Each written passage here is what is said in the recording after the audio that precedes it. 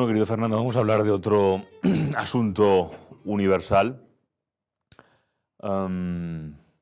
y bastante difícil de conceptualizar, como es el amor.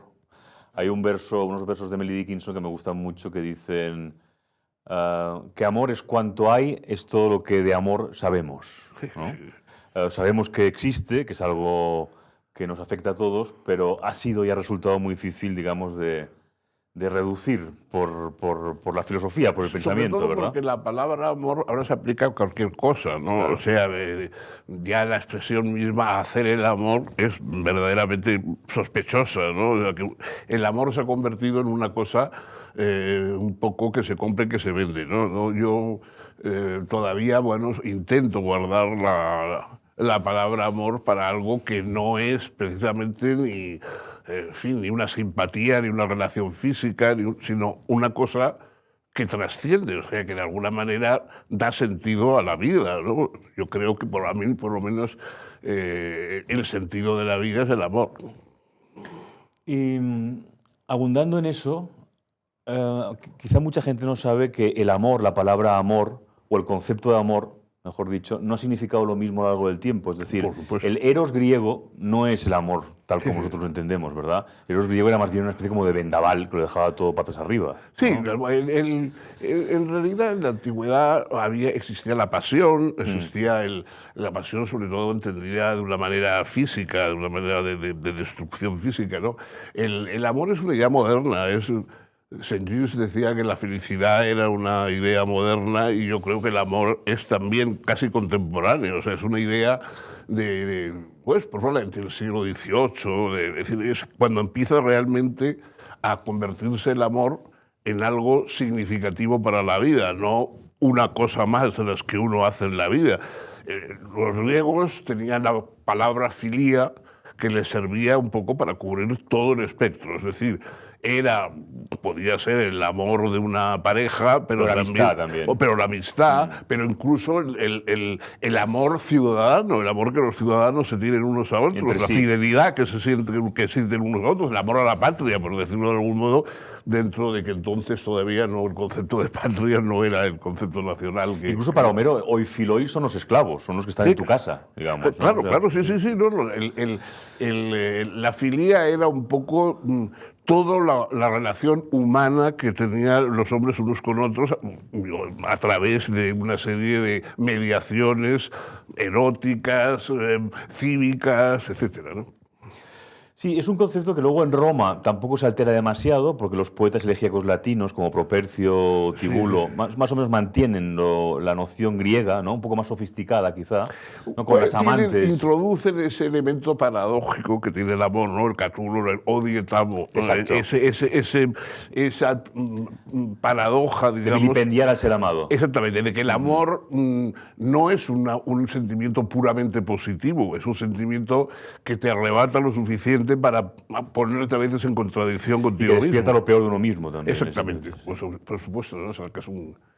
Y luego ya hay una transformación con el cristianismo y la Edad Media, ¿verdad? Y el amor ya empieza a hablarse, cuando habla San Agustín, por ejemplo, ¿no? Ya es el amor al mundo, es el amor a través de la divinidad, ¿no? Sí. Y hay una transformación también cultural muy importante, ¿no? Bueno, en la Edad Media sobre todo se lanza esa idea de un amor cortés, de un amor, digamos, que no está, que no se tiene por qué expresar carnalmente, sino que es una devoción, pero una devoción espiritual, ¿no? Por otra persona, ¿no? A mí me parece que la definición más adecuada temporal que existe del amor es que cuando amas dejas de vivir para algo y vives para alguien, ¿no? Yo creo que ese es el punto fundamental. O sea que normalmente la persona carente de amor está siempre viviendo para cosas, para objetos, para poder, para tener un estatus, etc. En cambio, el enamorado ha dejado todo eso de lado y solo vive para alguien. O sea, se desvive, como suele decirse, ¿no? Se desvive por alguien. Esa es la idea del amor, ese desvivirse por alguien. Y de alguna manera eso es un invento de los trovadores en el siglo XII, porque fueron los que secularizaron un culto mariano, ¿no? Sí. Y elevaron a la mujer a esa categoría, digamos, de amante trascendental. que ha pervivido prácticamente intacta hasta el siglo XX. Claro, y que además está muy ligada a la tradición cristiana. O sea, es decir, el cristianismo es el que ensalza a la mujer, etc. Existen poemas eróticos, por ejemplo, pues, Omar Khayyam, etc., en el mundo musulmán, pero no es esa idealización de la mujer. O sea, la mujer no está idealizada el acto de amar, del erotismo, el placer, etc. Pero la idea de la idealización femenina, yo creo que es una idea ligada directamente al cristianismo. Y eso es curioso porque ha pervivido a lo largo del tiempo, ¿no? Se ha ido transformando en los géneros literarios, en la poesía trovadoresca, después en la poesía de Dante y Petrarca, ¿no? En el Renacimiento, luego en el teatro también, de Shakespeare. Shakespeare es el primero que de alguna manera problematiza eso, porque ya empieza a dibujar un amor más egoísta también, ¿no? Más moderno en un sentido, ya desacralizado, ¿no? Y está ligado, además, a apetencias familiares, etcétera, ¿no? El Romeo y Julieta, que es una obra, en fin, prototípica, ¿no? del drama amoroso, pero es un drama amoroso que de alguna manera también envuelve no solamente a los dos personajes principales, sino a lo que cada uno de ellos arrastra familiarmente, claro. etc. O sea, que cada uno de ellos de alguna forma representa un mundo en ese enfrentamiento que tiene el amor, ¿no? Y luego esa idea de que al final efectivamente los personajes se desviven porque creen que el otro ha muerto y entonces ya no merece la pena seguir vivo, ¿no? Sí, de hecho, Romeo, al principio, es una cosa que se suele olvidar, está herido de mal de amores, pero de otra mujer, de otra chica. Sí. Entonces no quiere ir a la fiesta donde conocerá a Julieta, no tiene ningún interés. Y luego finalmente va a esa fiesta y pasa todo lo que, Eso, pasa, ¿no? Se da cuenta de que merecía la pena. Sí, sí, sí. Luego, es curioso porque esa idea del amor, como digo, prácticamente atraviesa todos los géneros. Luego está ya en la novela, ¿no? La novela del 18 y del 19. Stendhal es uno de los autores que mejor representa el amor. Pero luego sufre una especie como de extinción en el siglo XX, ¿no? Cuando el siglo XX acusa una emergencia del cuerpo, ¿no? Que ahora estaríamos, yo creo, también en el punto álgico de eso, ¿no? Bueno, en el 19...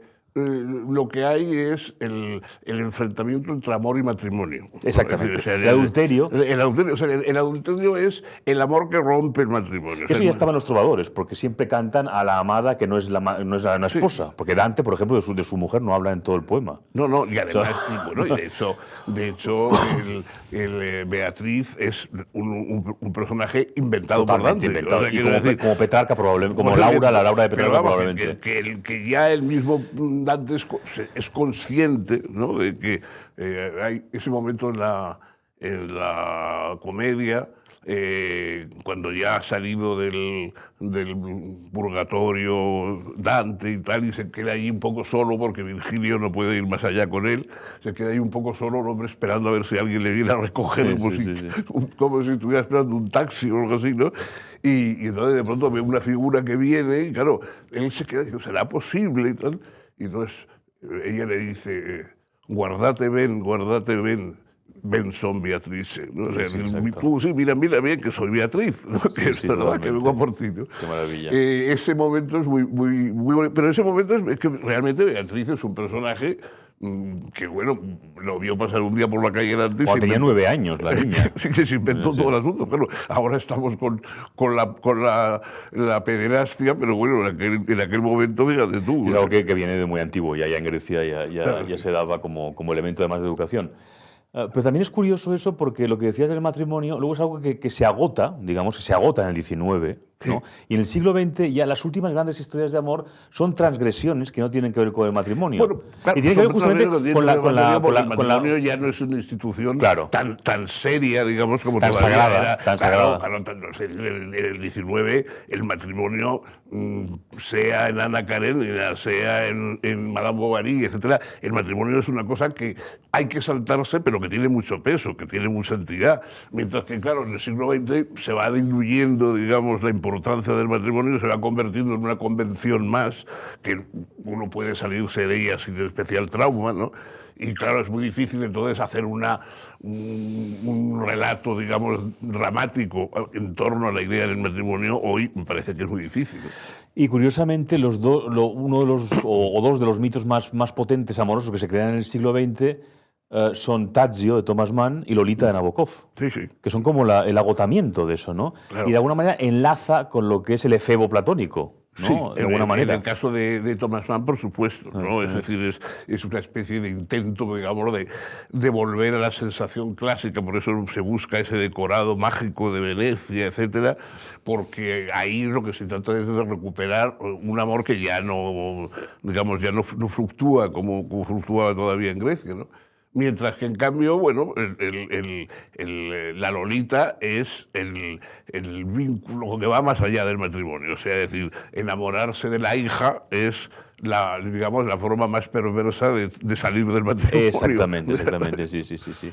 Pero es el agotamiento del tema del adulterio, de alguna manera. Como nada más de sí eso, ¿no? Claro, Nabokov inventa otra figura. Por supuesto, decirlo, claro. ¿no? Por supuesto, la relación importante que tiene, digamos, Nabokov con Lolita es precisamente dejando al margen el matrimonio. El matrimonio ha sido un pretexto para acercarse a Lolita, ¿no? Decía Lacan que era bastante sorprendente que un mito como el que crea Platón en el banquete, decía Lacan, bueno, al fin y al cabo es un grupo como de homosexuales allí, que ha dado de comer, por así decirlo, a todo el espíritu amoroso a lo largo de siglos, ¿no? ¿Por qué crees que es tan importante o por qué ha sido tan Bueno, decisivo? primero porque es la primera reflexión filosófica sobre el tema del amor, porque es que en realidad los filósofos se han ocupado muy poco del amor. Poquísimo. O sea, el hacer una reflexión profundizada, digamos, prácticamente hay un ensayo, uno de los ensayos de Montaigne, precisamente, que habla de eso, ¿no? De lo poco que se han ocupado los filósofos del amor, y que prácticamente, pues, Lucrecio habla del... Además, la explicación de Lucrecio, claro, es un amor carnal, por supuesto. Sí, desde la perspectiva epicúrea, simplemente. Y visto además desde el hombre, ¿no? Pero la explicación del hombre es muy bonito porque Lucrecio dice que, claro, que enamorarse de alguien es querer apropiárselo. Entonces parece que es querer meter al otro dentro, cuando en el fondo lo que uno quiere es echar algo fuera. Sí, claro. Pero claro, todo eso es una visión totalmente masculina del amor, ¿no? Y el mito que crea, digamos, Platón en el banquete se ha ido transformando, digamos, ¿no? A lo largo de los siglos. Y cada siglo, de alguna manera, lo ha interpretado a su manera, ¿no? La idea platónica es la idea de que hay, digamos, una especie de predestinación, de que hay que buscar una complementariedad esencial. O sea, que en el fondo... La media naranja, de Aristófanes. La media naranja, o sea, que los seres no estamos completos. El ser humano no está completo hasta que se redondea, digamos, su existencia por la vía del amor. Entonces, claro, uno busca ese complemento que va a reforzar nuestra entidad. O sea, es decir, que en el fondo el que ama para completarse, no ama tanto por el otro, sino que ama por sí mismo, porque no se siente completo hasta estar con la media naranja o con la media circunferencia, por lo menos. Y luego es curioso porque lo que decías de lo poco que se han ocupado los filósofos del amor, porque luego la palabra eros, los cristianos en el Evangelio, que son libros, son textos escritos en griego, un griego muy precario, muy secundario, pero griego al fin y al cabo, tienen que encontrar otra palabra que es ágape. Ágape, sí. Que es otro tipo de amor que se diferencia radicalmente del eros. Sí, completamente. O sea, el ágape es un amor, digamos, de alguna manera sublimado, ¿no? Y desinteresado. Y desinteresado. O sea, un amor que puede no tener nada un grupo. Cambio, ¿no? Es decir, la última cena, por ejemplo, ese ágape, ahí está el amor en esa última cena. No hay el erotismo es, en cambio, la búsqueda de una singularidad. O sea, es decir, uno cuando se enamora de alguien le pasa aquello que decía Bernard Shaw, ¿no? Que decía, enamorarse es exagerar enormemente la diferencia que hay entre una persona y otra. Pues efectivamente. Muy británico. Sí. Evidentemente, cuando uno se enamora es que exagera enormemente la diferencia que hay entre esa persona y todas las demás, ¿no? Pero eso es el eros, mientras que el ágape es, digamos, una reunión, ¿no? El amor se lo dan unos a otros, digamos, ¿no? Y luego hay una fuerte sublimación medieval a través de la mística, ¿no? Que desemboca también en los poetas renacentistas, ¿no? Y España es una tradición muy potente en ese sentido, ¿no? En San Juan de la Cruz, en Santa Teresa. Y ahí hay una idea radicalmente distinta que de alguna manera influirá también en la secularización del amor, ¿no? Es digamos, claro, la paradoja del amor sublime, digamos, por ejemplo, del amor que predica Spinoza, ¿no? Spinoza sí. Habla del amor a Dios. Entonces, claro, pero ¿cómo va a amar uno a la sustancia? Amar es estar pendiente de otro, estar con miedo a perder al otro. O sea, en el fondo el amor es, entre otras cosas, una preocupación por la existencia del otro. O sea, dar gracias porque el otro existe y a la vez preocuparse porque pueda dejar de existir en cualquier momento. Volo ut sis, decía San Agustín, ¿no? Sí. Quiero que seas. Quiero que seas, exactamente. Eso es el amor. Entonces, claro, Spinoza lo que termina en la ética diciendo es decir, bueno, usted efectivamente tiene, o sea, el amor de Dios es el sentimiento más sublime de la ética, pero no tiene que esperar reconocimiento de Dios. O sea, usted no tiene que amar a Dios sin esperar que Dios le tenga a usted ningún amor especial, ¿no? Borges, en el poema el soneto que dedica a Spinoza, dice eso, ¿no? El más sublime amor le fue otorgado, el amor que no espera ser amado. No, ese es el punto importante. Entonces, claro, la mística es amar algo que no puede dejar de ser, pero por lo tanto que es un amor contrario al amor que sentimos por los seres vivos, ¿no? Y esa es la metáfora entre el esposo y la esposa de San Juan, ¿no? Que es la búsqueda de Dios. La búsqueda de Dios, sí, ¿no? Claro.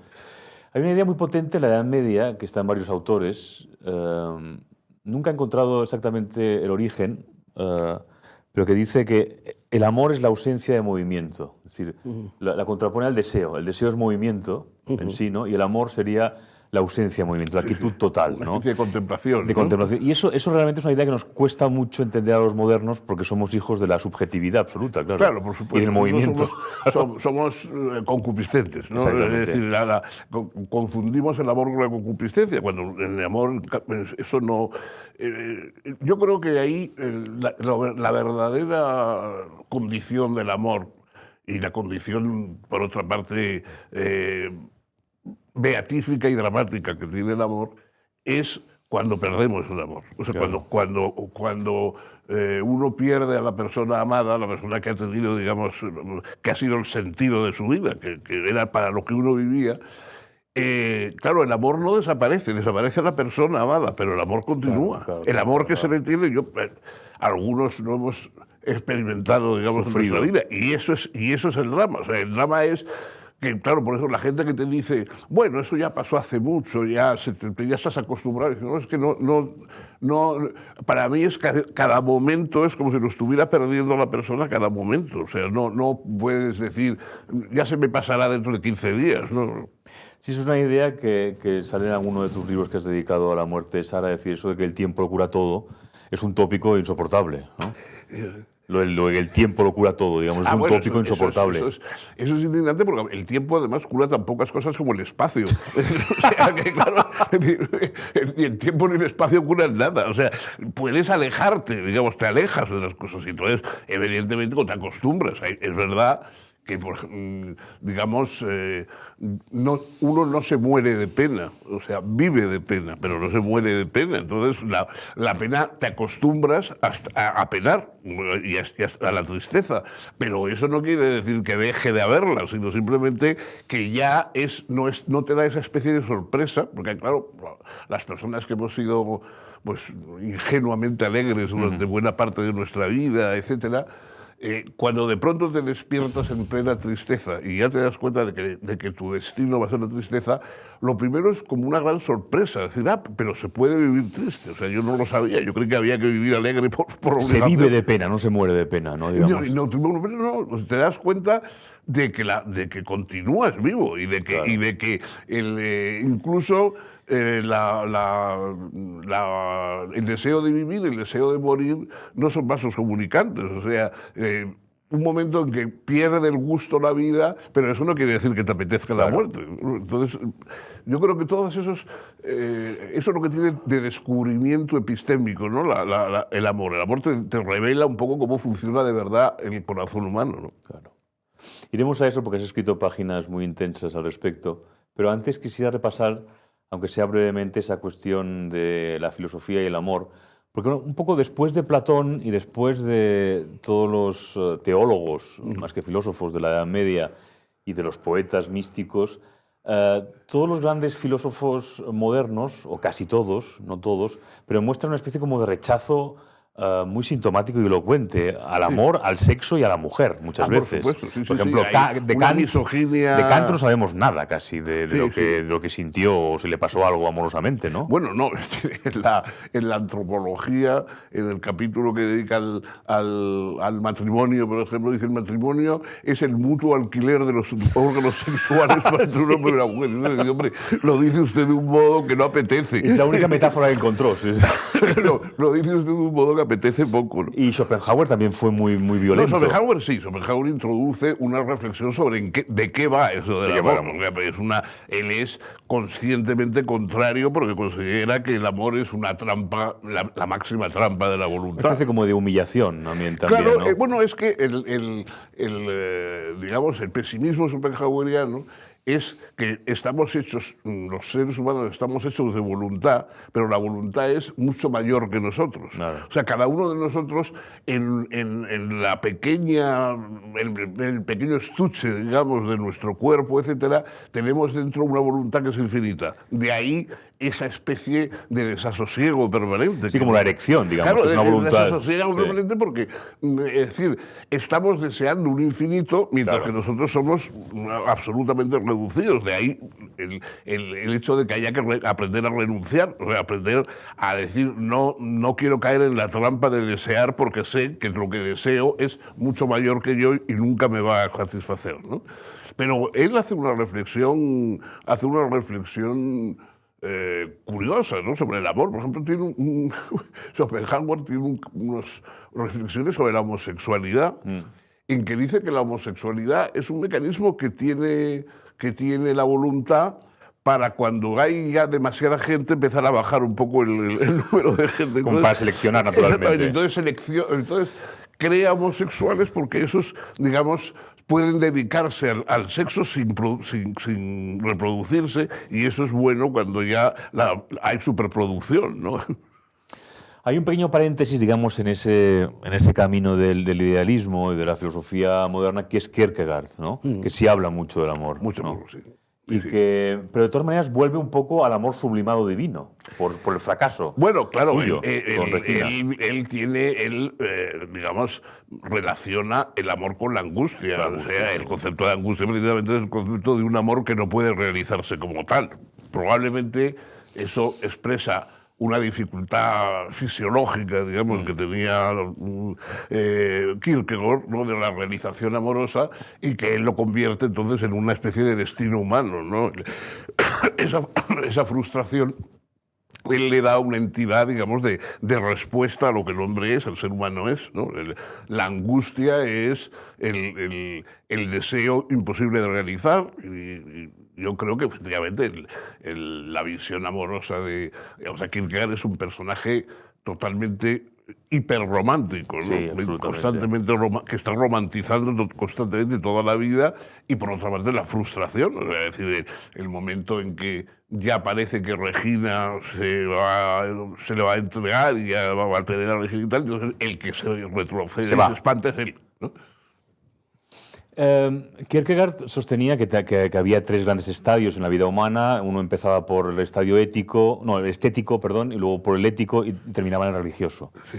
Y él identificaba el religioso con el amoroso. Sí. Dice, no se podía amar a nadie si no se amaba bajo la ilusión divina. El paraguas divino, sí, claro, sí, por supuesto. O sea, lo que da sentido a todos los demás amores es el gran amor, ¿no? El amor divino. Lo que pasa es que siempre eso es una especie de trampa, porque en el fondo el que lo ve con más claridad en ese sentido es Schopenhauer, que dice, bueno, eso que llama usted amor divino es la voluntad universal y eso es lo que va en contra suya. Sí, o sea, no solamente no tiene usted posibilidad de acceso al amor a la divinidad, sino que esa voluntad que es la divinidad es aciaga, es negativa, ¿no? Es el único, Schopenhauer es el único que convierte a lo infinito, a lo universal, en lo malo. O sea, la mayoría de los filósofos piensan que los malos somos nosotros, que vamos en contra de las leyes divinas, etcétera, pero que lo divino es bueno y bello, etcétera. Schopenhauer no. Schopenhauer dice que en un ser humano cabe una especie, digamos, de bondad, de renuncia, mientras que en lo infinito es completamente negativo. Y luego está el caso de Nietzsche, que tampoco tuvo mucha suerte, digamos, en cuestiones amorosas, pero también dejó reflexiones importantes. Por supuesto. En Nietzsche hay una permanente brusquedad frente al amor, ¿no? Es decir, quizá esa imagen famosa de los dos enganchados al carro, Paul Rey y Nietzsche enganchados al carro del cual está tirando ¿cómo se llama? Ay, ahora se me va de la cabeza, la mujer, la amada de Nietzsche, ¿no? Sí, no me acuerdo tampoco, pero sí. Ay, mira, cómo se van los nombres, sí. Dios mío. Y también hay en Nietzsche una afirmación de la mujer, ¿no? Sí. De alguna manera, ¿no? Esa frase de la Gaia Ciencia que dice, la vida es una mujer, ¿no? Sí, la vida es una mujer, ¿no? Sí, porque para él, claro, significa la variabilidad, significa el no poder definirla en un par de palabras, ¿no? O sea que eso es constantemente lo que para él la mujer es ese centelleo que tiene la vida que no se puede atrapar, ¿no? Que no se puede fijar. Luego tengo la sensación que en el siglo XX, por el camino que sigue cierta filosofía, la filosofía existencialista, el amor desaparece durante bastante tiempo. Por ejemplo, en Ser y Tiempo de Heidegger hay una sola referencia al amor, en una nota al pie, en el párrafo 29. O sea, eso es todo lo que Heidegger tenía que decir sobre el amor. Bueno, probablemente Hannah Arendt nos podría contar más cosas de lo que pensaba Heidegger del amor. Porque... Bueno, de hecho le contestó de alguna manera, porque Hannah Arendt dedicó su tesis al concepto de amor en San Agustín. Sí. Y es un poco una respuesta, digamos, a esa ausencia en la que se educó. Pero Ortega sí que, en cambio, ya en 1914, Meditaciones del Quijote, ya introduce el amor como algo esencial en la filosofía y dice que la filosofía es la ciencia general del amor, remitiendo un poco al amor Dei intellectualis de Spinoza, ¿no? Sí, bueno, ya en la modernidad se escribe del amor. Lo que pasa es que probablemente o normalmente no se hace una distinción entre el amor en el sentido más carnal del término y el amor en el otro sentido, en el sentido que trasciende lo carnal. Es decir, decir hacer el amor es lo contrario del amor, porque el amor precisamente es lo que te hace a ti y no puedes hacerlo tú a él, ¿no? O sea que... pero bueno, Ortega, por ejemplo, tiene páginas muy buenas sobre el amor. O sea, tiene un poco en la línea de Stendhal, ¿no? Del amor de Stendhal, pero tiene páginas muy bonitas sobre el amor, ¿no? Sí, en estudios sobre el amor. Y es curioso porque a Ortega, que le gustaba mucho Stendhal, pero le discute la famosa imagen de la cristalización. De la cristalización, sí. ¿No? Que aquella imagen de la plantita que se cubre de cristalitos. Se cubre de brillo. Y eso, digamos, es la proyección que hace el enamorado sobre la amada, ¿no? Sí. Que todos los defectos se vuelven como cristalitos, ¿no? O sea, sí. Pero la imagen es muy bonita. Es muy bella, sí. La imagen es muy bella y ha servido muchísimo. Pero decía Ortega de alguna manera que esa imagen o que el concepto de amor en Stendhal es un poco el fruto del idealismo, de alguna manera, ¿no? Y como Ortega, digamos, formó una crítica contra el idealismo, considera que es un amor pasión, un amor, digamos, egoísta. No, es un amor a la francesa. A la francesa, evidentemente. Y en cambio dice Ortega que el amor, el verdadero amor, si ha nacido bien, no puede morir. Un poco en la idea. Es que ese es el problema y la diferencia, yo creo, con la dificultad que tiene uno para explicar cuando ha conocido el amor. Hay gente que no lo conoce nunca, o sea, que se enamora los fines de semana de una señorita, un señorito, y ya está. Julián Barnes, que tiene páginas también muy bonitas, pero la mujer de Julián Barnes murió de lo mismo que Sara, ¿no? Lo que pasa que, vale. sí, igual, lo que pasa que él tuvo la suerte de que en un mes se resolvió el asunto y yo pues tuve 9 meses de agonía, ¿no?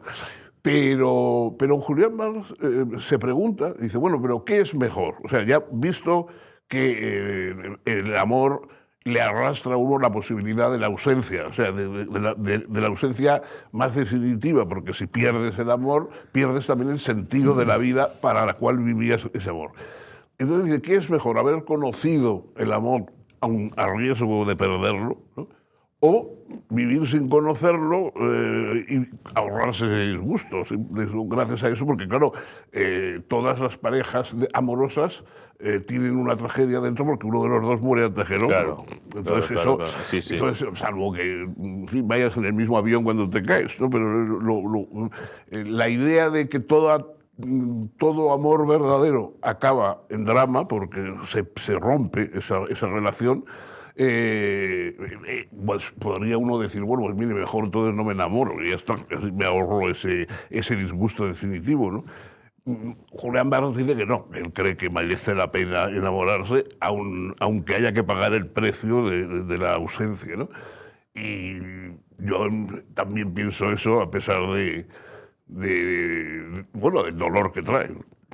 Está ese mito tan bello, clásico, que Ovidio recrea en las Metamorfosis de Baucis y Filemón, ¿te acuerdas? Que son aquella pareja de ancianos que de pronto reciben a unos vagabundos y los reciben muy bien, les dan de comer lo poco que tienen y eso. Resulta que esos vagabundos son Zeus y Hera disfrazados, y entonces cuando se revelan que son los dioses les dicen, bueno, por vuestra generosidad y hospitalidad os concedemos el deseo, y ellos piden el deseo de morir al mismo tiempo. Al mismo tiempo, y entonces les convierte en árboles y están para siempre juntos, transformados en árboles. Pero bueno, sería, digamos, el sueño de todo verdadero, de toda verdadera pareja. ¿No? Exactamente, o sea, que no se rompa esa pareja, porque es que el temor, por eso te digo que, claro, eso es un poco difícil de hacer compatible con el amor a Dios, porque el amor a Dios sabes que no va a faltarte nunca, ¿no? Sí. Entonces, claro, es un amor con trampa, digamos. Bastante, sí, porque no tienes que comprometerte con algo. Claro, porque claro, complicado. Es poner el amor sobre seguro, ¿no? Es decir, bueno, aquello de nunca volveré a enamorarme de algo que se pueda morir, ¿no? Pues claro, el amor divino te libra de eso, pero por otra parte te libra también o te quita lo que es ese desasosiego, esa desazón permanente, que es lo que constituye el amor. O sea, el amor es ese desvivirse por otro. Y entonces, claro, tú no te puedes desvivir por otro más que cuando está amenazado por la vida. Claro. El otro está amenazado por la vida y uno lo que quisiera es poner al otro a resguardo de todos los males que la vida le puede traer, ¿no? Sí, es un amor mucho más arriesgado, ¿no? Mucho más arriesgado, claro. Entonces, bueno, a mí me parece que siempre aplicar, a pesar de, bueno, salvo que sea un amor metafísico como el de Spinoza, ¿no? Que en fin, es un amor que realmente responde poco al nombre de amor que nosotros damos al verdadero amor, ¿no? Más se parece eso, pues, por ejemplo, en el barroco, los versos, por ejemplo, de un Quevedo, ¿no? Claro, o sea, la idea esa de que incluso los huesos, el polvo que deja un ser humano, son los restos de donde ha ardido ahí el amor, y entonces ese polvo está enamorado, ya permanentemente, incluso aunque ya sea solamente polvo, está enamorado, ¿no? Luego en Shakespeare hay una transición muy brutal en los sonetos, ¿no? Porque la serie dedicada al bello joven es todavía de raíz platónica. Sí. Y en cambio, cuando aparece la dama oscura, ahí ya es un amor muy moderno. Sí. Donde se habla de lascivia y de cosas físicas, carnales, sí, ya, sí, de egoísmo, de celos. la belle sans merci, ¿no? Sí, sí. Vamos a la cuestión de la pérdida. Tú has hablado mucho de ello en tus libros. En la peor parte, que es el libro que dedicaste a la experiencia de la muerte de Sara. ¿Cómo te cambió, no digamos en términos absolutos, existenciales en tu vida, que eso es una cuestión muy dramática y difícil seguramente de concretar, pero sí lo que es la experiencia del amor, digamos? Bueno, a mí primero me reveló el alcance del amor. O sea, yo sabía que estaba enamorado de Sara, pero la tenía ahí. O sea, que de alguna manera había una recompensa permanente para el amor que uno tenía. Pero claro, en el momento en que sigues sintiendo amor, pero ya no existe la persona que te lo despierta, ¿no? Bueno, verdaderamente uno encuentra la vida sin propósito. O sea, es como si... que decir esas veces que tienes un catarro muy fuerte que te priva del gusto, ¿no? Y entonces sigues teniendo hambre y sigues queriendo comer, pero ya no te sabe nada a nada porque con el catarro ya no tiene sabores, ¿no? Pues un poco lo mismo ocurre con la ausencia del amor. O sea, es decir, uno sigue viviendo y sigues teniendo deseos y sigues de alguna manera vinculándote con el mundo como siempre, pero ya no te sabe como te sabía antes. O sea, sin amor hay una especie de insipidez permanente en el mundo, ¿no? Tienes una reflexión en la peor parte que, de alguna manera lo has dicho, pero hace un minuto, que dice, ¿qué otra cosa es el amor sino lo que nos hace irreemplazables?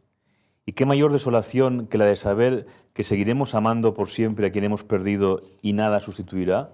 Y lo más paradójico es que se trata de una desolación a la que el verdadero amante no quisiera renunciar por nada del mundo, ¿no? Claro, o sea, es decir, eso, hay el verso muy sencillo pero bonito de Machado, ¿no? Que cuando tiene una espina en el corazón, pero cuando le libran de la espina que tiene en el corazón ya no siente el corazón. O sea, es decir, para que sientas el corazón tienes que tener clavada esa espina amorosa de la ausencia, etc. Si no, ya no sientes el corazón. Sí. Y ahí hay una diferencia, incluso diría que literaria, entre lo que es el enamoramiento, ¿no? Que suele ser intenso, muy apasionado, pero más bien breve, ¿no? Y el amor largo, ¿no? El amor largo sostenido en el tiempo, un amor de muchos días, por decirlo con un verso de Jorge Guillén, ¿no? Bueno, yo creo que ahí me parece que hay una fascinación, física, ¿no? Es decir, Sí. hay amores a primera vista, eso que se dice, el amor a primera vista, etc. Bueno, eso existe, pero es simplemente como una especie de cristalización del deseo, eso sí que es más bien stendhaliano, ¿no? Mientras que el amor es un hábito, ¿no? Te cambia la vida, ya cuando tienes un amor, Claro. eso te convierte en otra persona, o sea, es decir, no es el mismo, el que conoce el amor con mayúscula, por decirlo de algún modo, no es el mismo que vive normalmente y que tiene apetitos y que tal. O sea, el amor te cambia tu identidad. O sea, es decir, yo creo que había que, cuando una vez que te has enamorado, cuando te pregunten usted qué es, pues había que decir yo enamorado, porque eso verdaderamente te cambia la identidad, ¿no? Sí, incluso Shakespeare, en una de sus tragedias más representativas en ese sentido del enamoramiento, que es Antonio y Cleopatra, ¿no? Antonio y Cleopatra representa a dos amantes que están cegados uno por el otro, pero que no se escuchan nunca. Eso es extraordinario, porque se están hablando, pero el otro le da una imagen de sí mismo. Y eso pasa muchas veces en el enamoramiento, que no ves al otro. Claro, ¿no? bueno, que esa idea de... Eso también está muy bonito en la Celestina, ¿no? Los monólogos esos de Calixto diciendo Melibeo soy, Melibeo, es decir, esa idea de decir ya no sigo siendo Calixto, ahora son ya Melibeo, porque me he convertido, digamos, es un amor que ha sustituido mi identidad, ¿no? Yo creo que, a mí me parece que de las obras literarias, desde luego en castellano, la verdadera obra erótica más profunda es la Celestina, ¿no? A mí me parece que es uno de las obras literarias más profundamente eróticas que se han escrito, ¿no? Es curioso porque la experiencia del amor largo o matrimonial, digamos, puede parecer desde fuera aburrida y tiene poca literatura, ¿no? Tiene poco tratamiento. Bueno, Poco prestigio, digamos, ¿no? La educación sentimental de Flaubert, ¿no? Sí. Que es esa especie de amor eternamente aplazado. Insoportable, sí, porque nunca pasa nada. Y cuando llega a la realización ya se da cuenta de que ya no nos interesa. Para nada, ¿no? Tú has hablado también de la fidelidad como una virtud canina, no humana, en realidad. No, sí, bueno, eso me parece que no. Es decir, el amor no es una fidelidad en el sentido de que tú renuncies. Es lo mismo que si ya, como te gusta la cocina que te hacen en casa, entonces ya no fueras nunca a un restaurante a comer porque nunca te va a gustar lo mismo. No, es decir, la fidelidad hay una fidelidad de espíritu. Claro. Es decir, o sea, que hay una lealtad. Una lealtad, ¿no? Claro. Una lealtad que es decir, bueno, una vez que uno tiene amor, es que además no puedes librarte de esa lealtad. O sea, es decir, luego que, vamos, no he sido nunca fiel ni en cualquiera de los momentos en que estaba más enamorado de Sara, lo que nunca podía era decirle a otra mujer te quiero. Yeah. Nunca podía, o sea, eso no me salía. O sea, te deseo, ven para acá, pero lo que nunca podía era decir te quiero, porque eso estaba reservado ya a quien estaba, ¿no? Entonces, ¿estarías de acuerdo con el poema de Gil de Viedma, Pandémica y Celeste, que es un poema que, como él decía, intentaba demostrar que se puede estar muy enamorado de alguien y serle infiel constantemente, ¿no? Digamos, claro. Esa doble dimensión de Afrodita pandémica y Afrodita celeste, las dos. Claro, ¿no? porque además, bueno, los amores contingentes y tal, como decía Simón de Beauvoir y Sartre para explicar su cosa, pues el amor necesario y el amor contingente, ¿no? Claro. Hay que decir, hay amores pues, que no son, que les llamamos amores, pero en el fondo son encaprichamientos, deseos, vicios, si quieres, sí. ¿no? El vicio, que también es muy agradable, pero el amor es otra cosa. Totalmente, claro. Y también has escrito en tu último libro, Carne Gobernada, de eso que los franceses llaman el retour de l'âge, ¿no? Sí. Que es un amor crepuscular o un amor final. ¿Y qué te ha revelado eso de...? Bueno, hay un momento en que uno todavía sigue amando cuando ya de alguna forma el cuerpo no es el que amaba antes. O sea, antes uno tenía un cuerpo que amaba por sí mismo, digamos, ¿no? Cuando eres joven prácticamente... es automático. El cuerpo ama por sí mismo Sí. y tú casi no tienes ni que ayudarle, ¿no? Mientras que, claro, luego ya después se convierte, el amor se convierte en una especie de tarea, ¿no? De proyecto. Y sin embargo sigues teniendo amor. O sea, no dejas de amar y no dejas de tener esa necesidad de buscar un complemento, ¿no? Algo que termine tu vida y que te lo redondee, que no te deje en la soledad, ¿no? Frente a la nada. Claro. Y en cuanto a la amistad, ¿la considerarías una forma de amor también? Eso, yo creo que eso, a pesar de las páginas tan bonitas que dedica Aristóteles, etcétera, esa filia, bueno, la amistad es otra cosa. La amistad es una especie de compañerismo trascendente, ¿no? que verdaderamente es importante. En fin, todos queremos vivir con amigos, ¿no? Nadie querría vivir sin amigos.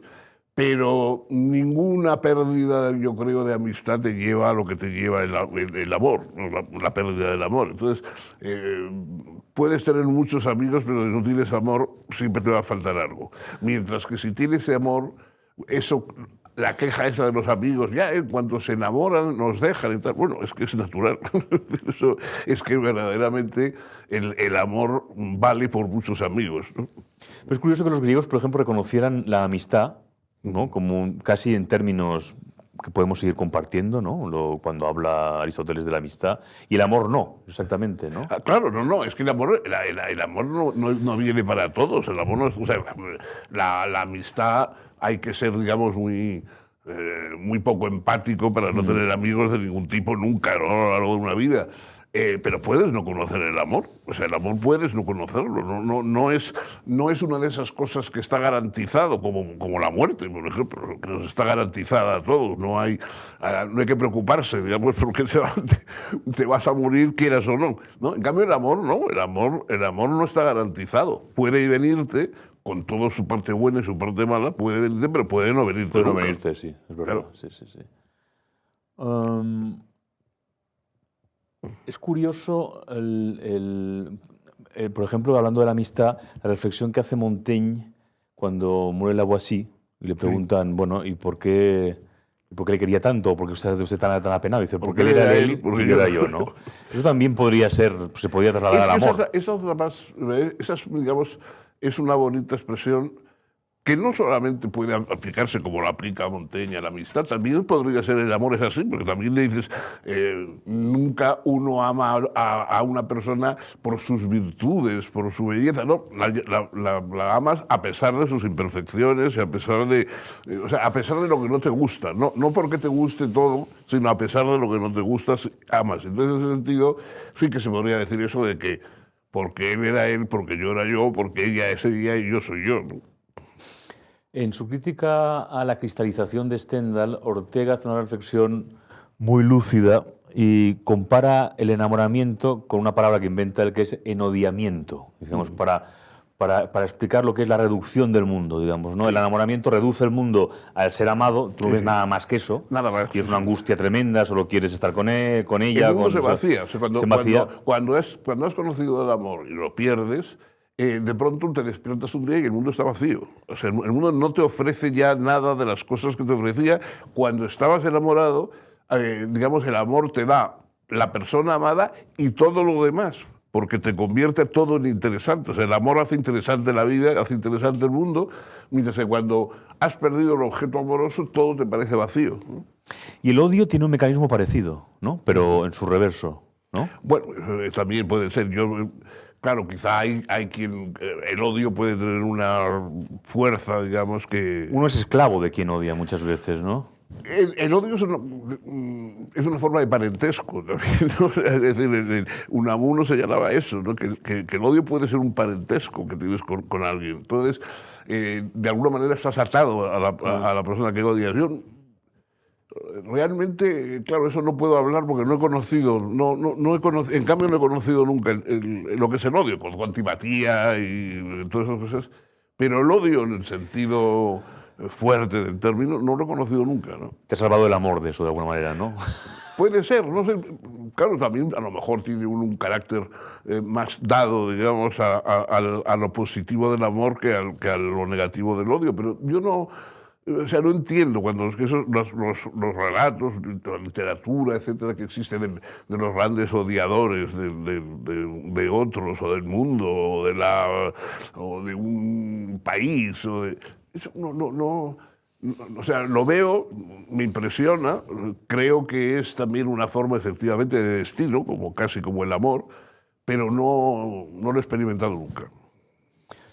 ¿Cómo crees que se está transformando hoy en día, si tienes alguna idea o alguna opinión al respecto, o si crees que se está transformando la cuestión amorosa con toda esa emergencia del cuerpo de una forma tan radical, digamos, ¿no? Con los géneros, con el deseo de transgredir el propio género, toda esa cuestión que ha puesto el cuerpo en de alguna manera como un agotamiento del espíritu, ¿no? Bueno, los cuerpos siempre han sido mucho más flexibles y mucho más variados de lo que... o sea, una cosa es que la biología, en contra de todo lo que dicen los ideólogos antibinarios, la biología deja bien claro que los sexos son dos y están relacionados además con la procreación. O sea, nosotros podemos hacer lo que queramos con los sexos, pero los sexos están para lo que están, eso es evidente, ¿no? Ahora, siempre han tenido una flexibilidad y una capacidad de transformismo, etcétera, desde la época clásica, y los pueblos primitivos tienen una cantidad de transgresiones, digamos, del binarismo estricto enormes. O sea que no... Hombre, lo que ahora se ha convertido en una especie de obligación. O sea, hay que estar preocupado por los diversos variedades de... Cosa que yo no veo en absoluto. O sea, bueno, una cosa es que uno respete las identidades, tiene que respetar eso lo mismo que otros gustos, Claro. lo mismo que otros tal. O sea, claramente. eso entra dentro no de una especial secta LGBHTJ, ¿no? Sino que entra dentro simplemente del respeto a los derechos del ciudadano, ¿no? Odo Marquardt, el filósofo Sí. alemán que a mí me gusta mucho, A mí también, sí. decía ser libre es poder ser distinto sin temor, ¿no? Sí, Entonces, claro. bueno, eso es la libertad que en una democracia lo importante es la igualdad ante la ley y la libertad del ciudadano, y la libertad del ciudadano es poder ser distinto sin temor, pero tampoco sin convertirlo en una especie de proclama permanente de que haya que estar haciendo reverencias ante un señor... Bueno, que es la idea de Judith Butler, que el cuerpo es el último reducto de la revolución. Hay que hacer la Claro. revolución en el cuerpo, ahora, Sí, ¿no? sí. Porque no queda nada más. Es que Por como explotar. se ha perdido ya un poco las ideas de clases y los aspectos económicos de la Claro. revolución, que son los verdaderos aspectos revolucionarios. Totalmente. La revolución estaba basada en el reparto económico, y entonces lo que se ha convertido es un poco en la mitificación de la extravagancia personal. O sea, me parece que cada uno tiene derecho a hacer con su cuerpo lo que le dé la gana, pero no tiene por qué estar imponiendo a los demás como una especie de fíjese usted lo que hago, ¿no? Es un poco, te da la idea de esos niños pequeños que siempre están reclamando la atención de su papá o de su mamá, diciendo, mira lo que hago, y se da una voltereta o cosas por el estilo. O sea, a mí me parece que es un poco igual, ¿no? Mira lo que hago. Entonces hacen una extravagancia de género que uno tiene que poner cara de asombro y aplaudir y tal, cuando en realidad no le importa a uno ni un pimiento. Bueno, pues estupendo. Yo creo que hemos repasado casi todas las formas de amar posibles. Y empezamos a aproximarnos al odio. Al odio, sí. O sea que mejor dejarlo aquí ya.